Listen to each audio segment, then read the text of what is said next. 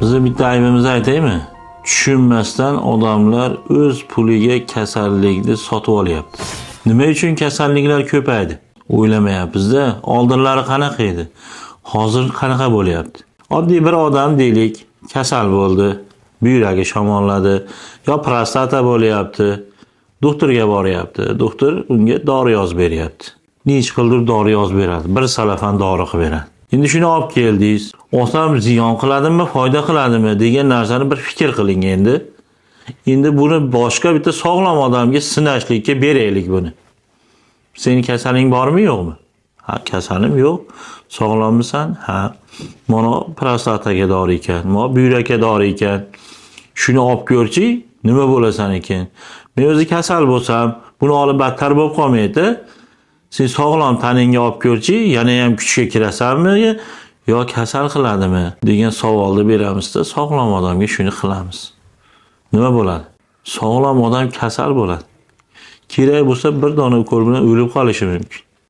Endi o'ylaying-da, qanday kasalni tuzatadi bu? Odamlar nima uchun tuzalyapman deb o'ylayapti. Shu ukolni qilgandan keyin og'riyotgan nerv tolalar o'ladi. Qilingan ukolda o'ladi. Siz o'zingizda yengillik his qilasiz. Demak, men yaxshi bo'lyapman deysiz.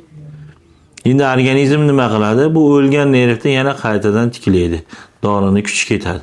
Agar uni tiklamasa, odamda ichki a'zolari nerv ishlamagandan keyin kichayishni boshlaydi. Butun organizm ishdan chiqib ketadi.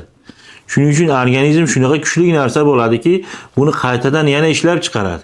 Nervlarni uyg'otadi, dorini kesadi, ichidagi barcha zararli narsalarni yuvib, siydik yo'ldan chiqarib yuboradi. Endi nima bo'lyapmiz? Oldingidan ko'ra battarroq bo'lyapmiz. O'ylaying-da, tomiringizda bitta osmikol quyyapti. Nima bu? Ximikat deyapmiz. Tomiringiz tabiiy qon. Endi uni to'g'ridan to'g'ri qon tomirga ulanyapti.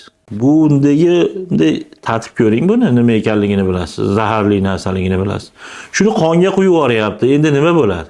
Qonma aralashib, haligi qon o'zidan ximikatdan chiqqan qandaydir mikroblarni ushlab qolyapti. Shuni hisobiga qon rasvo bo'lyapti. Juda ko'p qondan osmikol, tomirdan osmikol olganlar jigardan ketyapti. Oddiy tabletka ichsa ham jigarni pishiradi. Nima uchun jigarni pishiradi?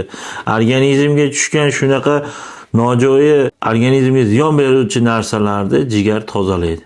Tozalagandan keyin endi o'zi ham shikastlanyapti-da. Oddiy yemog'imizdan zaharlangan bo'lsak, u tozalanadi-yu, tabiiy narsalik uchun jigarga ziyon bermaydi. Endi buni ximikatlik uchun tozalagan apparatni o'ziga ham ziyon beradi, jigarga ham ziyon beradi. Shuning uchun bu battar bo'ladi. Shu narsalarda o'ylanish kerak. Iloji boricha mana kasal bo'ldingizmi, tabiiy yo'lini izlang. Shunda yutasiz. Chunki ertadan keyin yashashim bor. Og'ir o 70 ga kirib yotgan odamda o'ylasangiz, qarasangiz, shular bu narsani umidida yashayapti. Shuncha yashadim bo'ldi, endi o'lsam ham mayli demayapti shular. Chunki hamma odam yoshi katta bo'lgandan keyin bir rohat ko'radi deydi. Endi qanday rohat ko'radi? Kunlik kasalligi battar bo'lib boryapti. Shularga tabiiy narsa yegizsak, yana ham sog'lom bo'lmaydimi biz atrofimizda? Shuning uchun bitta maslahatim faqat tabiiy davolanishlikni yo'lga qo'yish kerak.